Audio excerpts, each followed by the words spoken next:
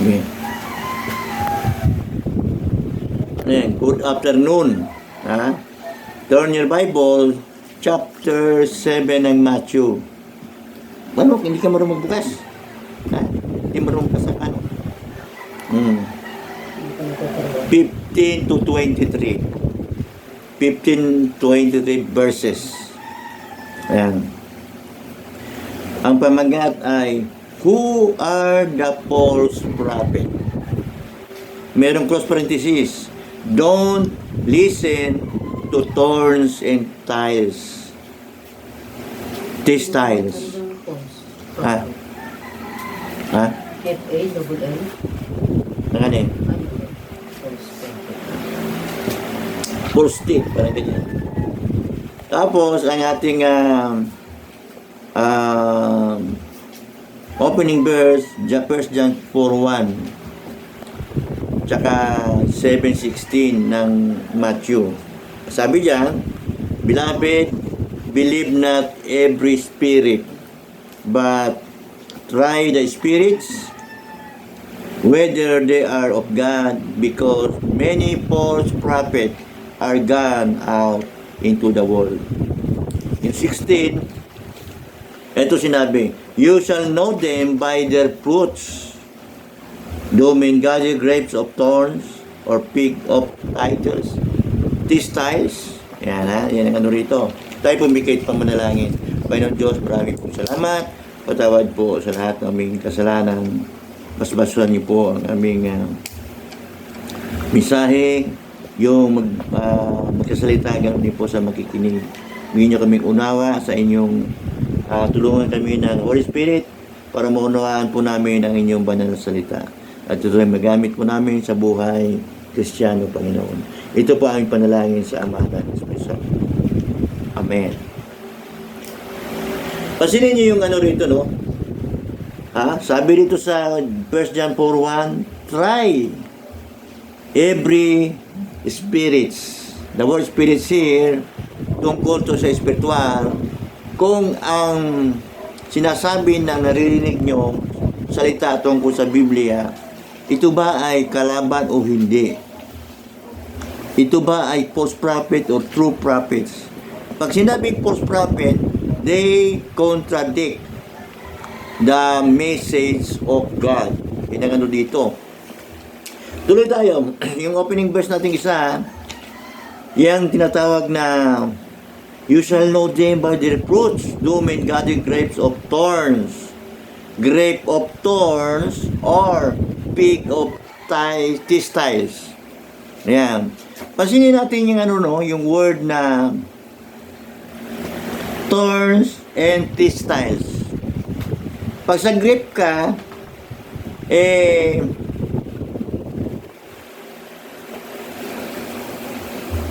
ito yung hindi pakinapakinabang.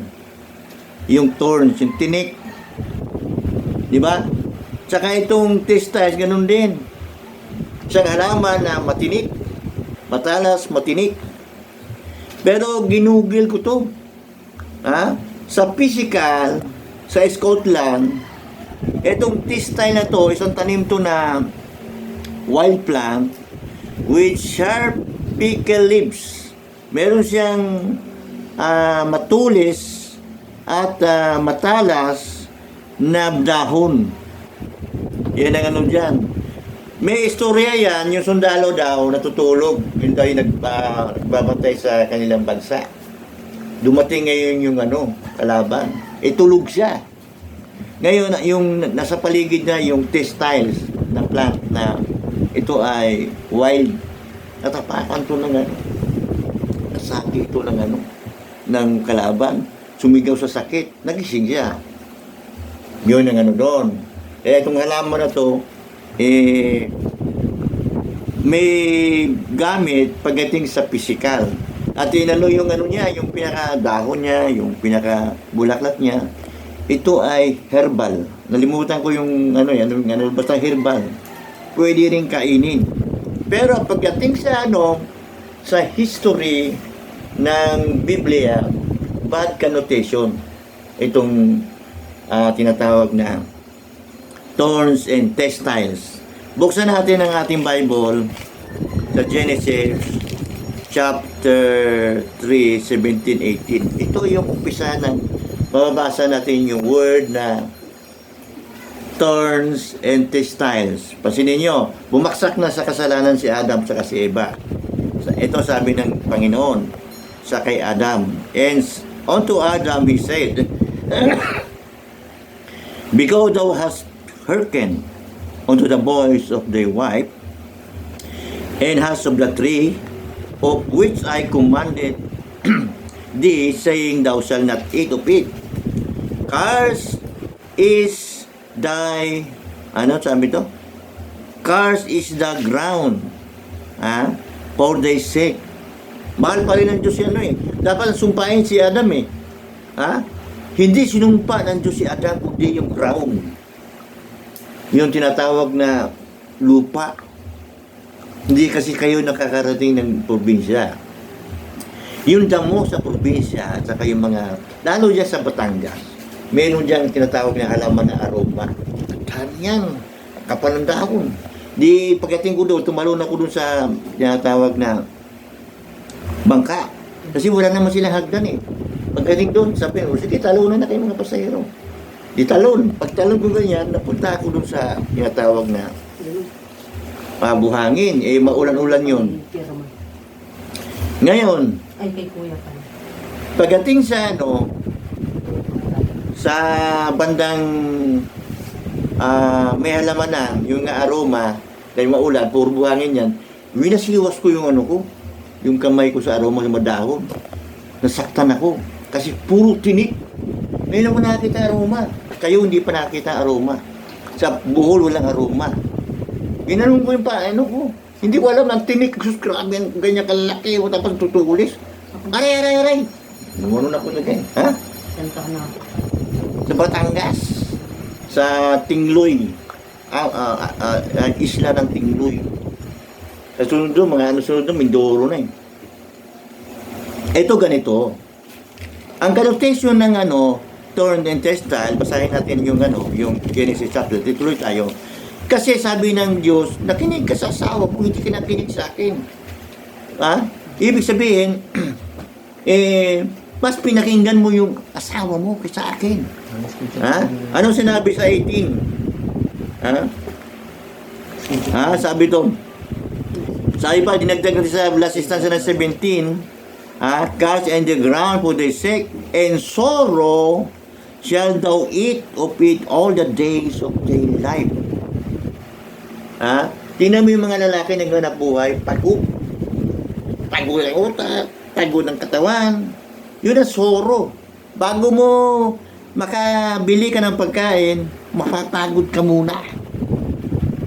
Ang ito, agricultural to 18, ito na yung tinatawag na 18. Thorns also and thistles shall be it bring forth to thee, and thou shalt eat the herb of the field. Yan. Andiyan na yung thorns also and thistles. Itong thorns and thistles, kahirapan, sumpa. Sige nga, ano sabi ng Biblia? Pag hindi ka magtrabaho, huwag kang kumain. Pero lang kung may diferensya sa isip. Di ba? Yun ang dyan. Ano pa? Dito sa, makikita rin natin yung word na thorns and thistles. Hosea 10:8. Pansinin nyo pa, gamit ng thorn. Marami yan, pero pinili ko lang yung dapat. Bago ko basahin to, ang istorya niyan, ang tigas ng ulo ng bansang Israel. Nasabi, huwag kang sumamba sa Diyos-Diyosan. Yung mga, nakakita na ba kayo ng bato, kahoy, tapos sinagluhod-luhod sila nun.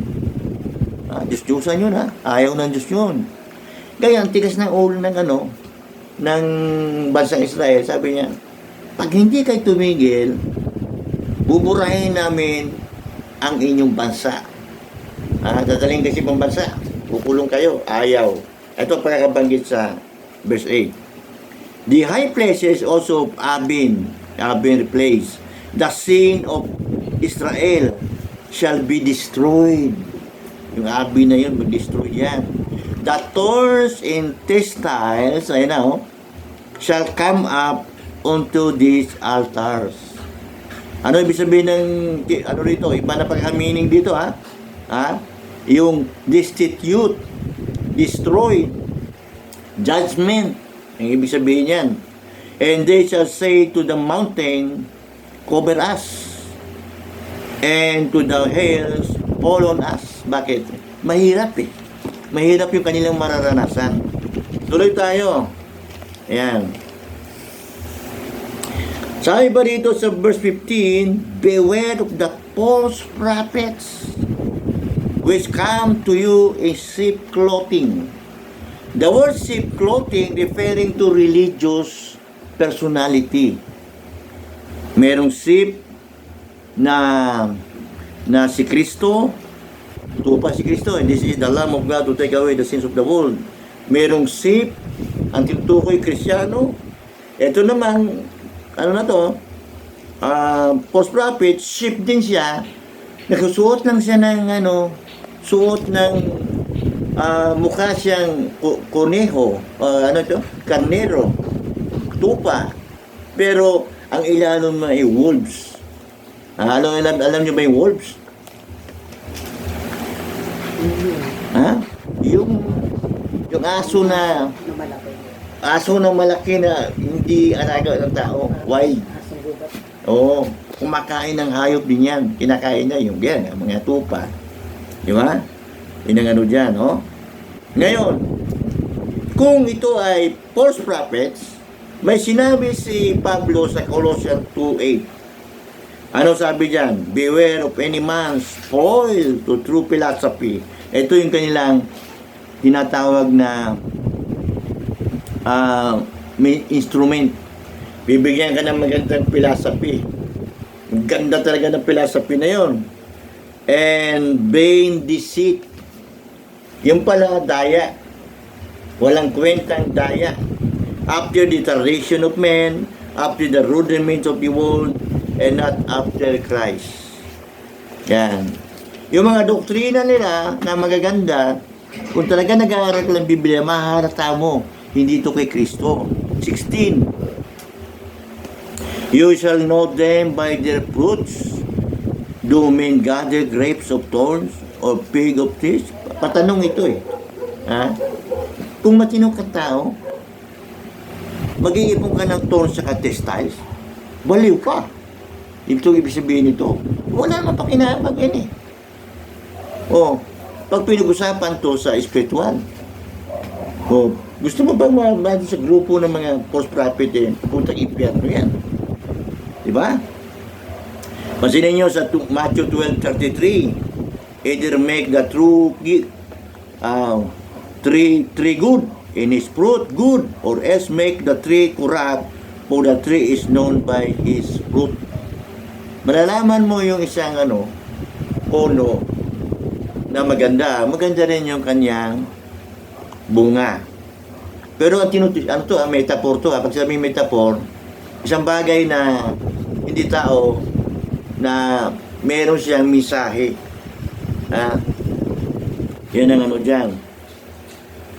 17. Even so, every good tree bringeth forth good fruit, but corrupt tree bringeth forth evil fruit. Pasinin nyo na lang to. Hindi ito nag-aakusa tayo. Nakadepende tayo sa balita.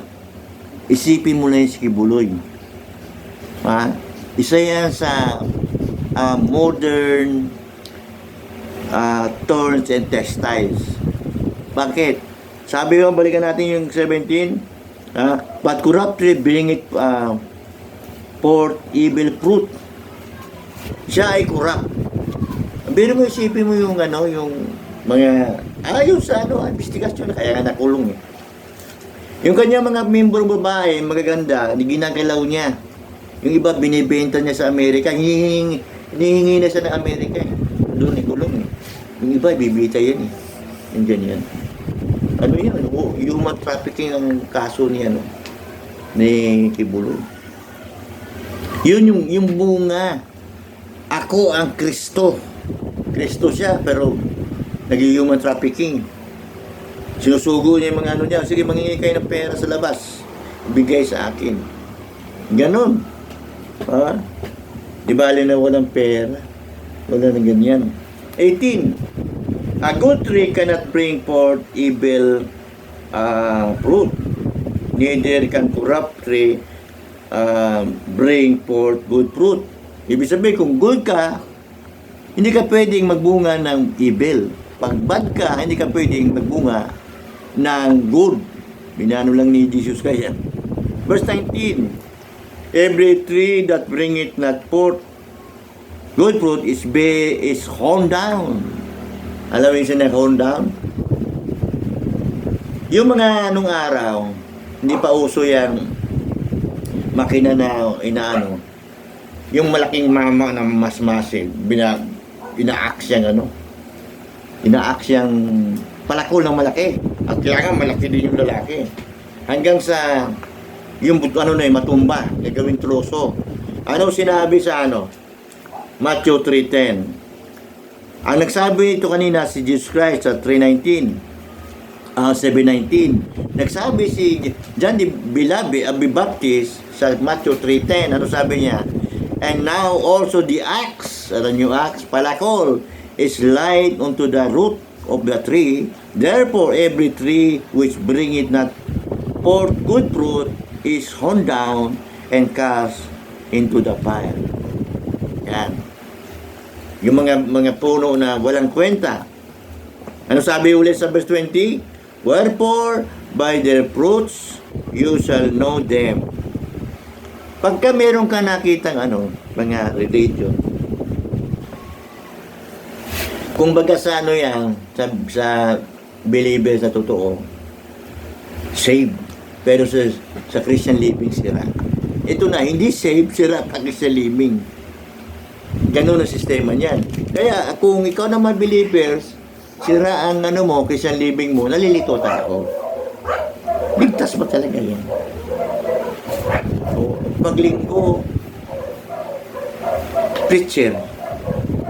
Lunes hanggang Sabado, hold upper. O, pwede ba yan? O, ano tayo? 21. Ito yung pinaka-conclusion ni Kristo. Kasi yung 15 hanggang 20, yun yung advice ni Kristo paano kilalanin ang false prophet. Ito naman, ito yung kanyang destination. Judgment ng mga false prophet. 21. Not everyone that saith unto me, Lord, Lord, shall enter into the kingdom of heaven, but he shall do it the will of my Father which is in heaven. Masinin niyo yan. Yan ang yan. Pag natin to, napakahirap sa religious. Bil mo, mamamatay ka na lang. Kunyari, nandun ka sa religion na mali. Lahat pera, talino mo, yung lakas mo, isip mo, tinaya mo na rin pagkita sa dulo, impyerno ka. Yun ang mahirap. Diba? Buksan natin yung ating Bible sa 25 ng Mateo. Tingnan natin. Ito, ang sa 25 kasi, ang tumbok nito ay bansang Israel. Yung 24 at 25, bansang Israel yan. Hanggang saan yan? Hanggang 13, pero magtumbok-tumbok lang tayo Yan. The parable of 10 virgin. Isang parabola ng 10 dalaga. Yung 5 dalaga, nagbitbit sila ng ilawan, 10 din. Kasalubungin nila yung tinatawag na bridegroom. Ang kasalubungin nila, si Kristo na ikakasal. Itong pangyayaring to, bandang na to, tribulation period. Pagkatapos ng tribulation period. Hindi ito sa church. Linawin natin, hindi ito sa church. Pero, yung kanyang sistema, kasama rin siya sa panahon ng church. Yan ang dyan. Ngayon, ito sabi sa verse 1. Tama, verse 1. Then shall the kingdom of heaven be likened unto virgins. 10 virgins which took their lamps and went forth to meet the bridegroom. And 5 of them were wise, and 5 were foolish. That they were foolish took their lamps and took no oil with them. Verse 4, and the wise took oil in the vessel with the lamps. While the bridegroom tarried, they all slumbered in sleep. Kaya hintay nila sa bridegroom kay Kristo. Inantok na sila. Pero, hindi nila nilagyan yung 5 ng oil. Sa mga preacher, itong oil na to Holy Spirit. Kahit nahintay ka ng hintay ng pagdating second coming ni Kristo, ang dami yun, Maraming mga religion ngayon na naghihintay kay Kristo, pero wala namang Holy Spirit. Ito yung hindi foolish virgin. Ito yung mga tao na nagantay din sila kay panahon kay Kristo. Pero ang problema, walang Holy Spirit. Pag wala kang Holy Spirit, hindi ka saved. Lahat ng tumanggay kay Kristo, automatically meron siyang Espiritu. Di ba? Basahin natin yung Hindi ko na yung eksakto, pero ito pwede pa rin. 1 Corinthians. 1 Corinthians chapter 6. Yan. Siguro,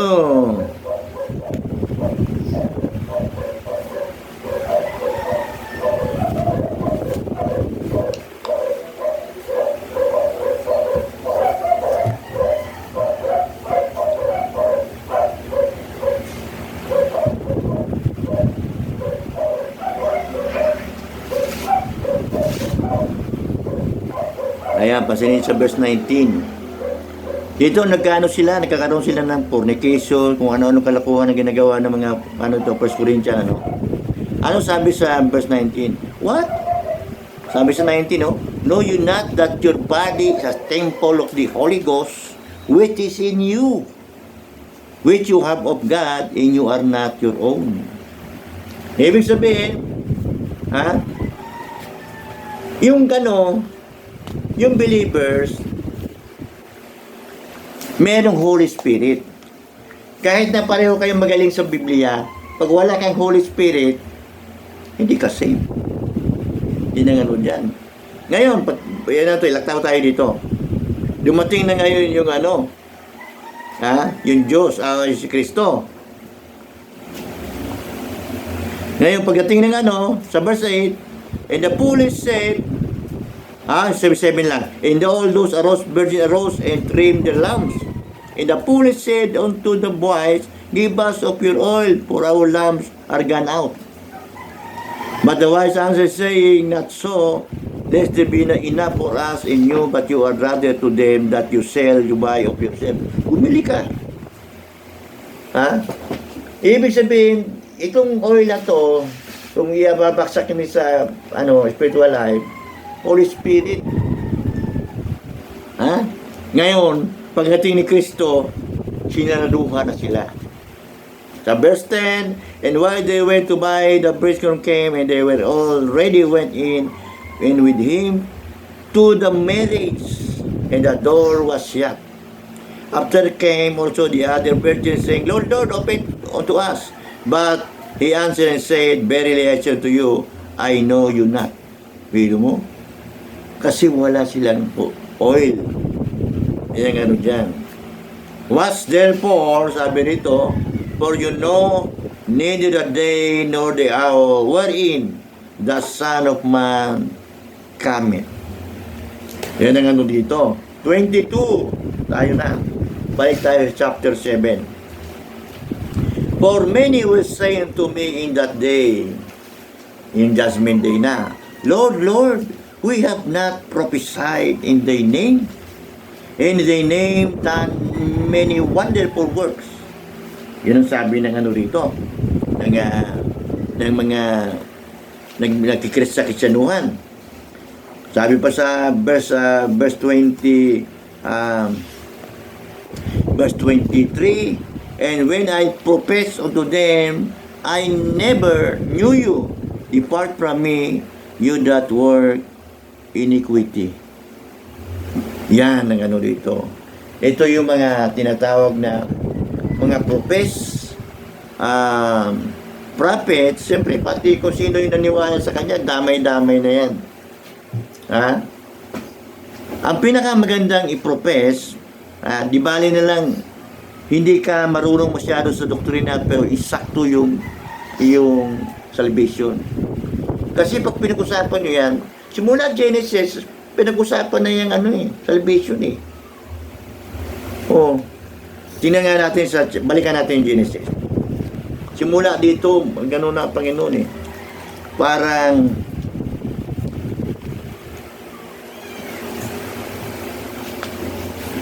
so na yan. Ayan, verse 27. 20 muna. Verse 20. Chapter 3. Kasi ano sila dito eh. Sinumpa, tapos, unsaved na sila. Kasi nagkaroon sila ng fall to the sin. Sabi sa 20, and Adam called his wife named Eve because she was the mother of all living. Unto Adam also, to his wife, did the Lord God made coat of skin. Pasinin yung word na coat of skin, and clothed them. The word coat dito, ito yung balat ng hayop. Ibig sabihin, pinatay yung hayop para simbolo ng Calvary. Sige, isuot nyo na ito, righteousness. Therefore, the Lord sent him forth to the Garden of Eden to till the ground from when he was taken. Ibig sabihin, simula nung chapter 3, 21, up to this present, Diyos ang maglalagay ng salvation based on the blood. Dito sa Calvary ay kailangan paniwalaan mo si Kristo na matay dahil sa tao para maligtas. Kung yun ang paniniwala mo at meron siyang eternal life na kasama, correct ang iyong salvation. Tayo po pikit panalangin.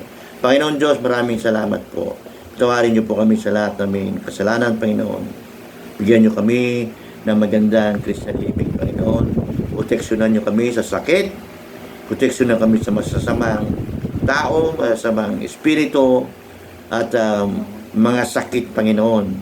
Iyon pong aming budget, aming ekonomiya. Pagalingin niyo po, Panginoon, para ito ay makasuporta sa aming pangangailangan. Maraming salamat po sa Ama, Anak, at Espiritu Santo. Amen.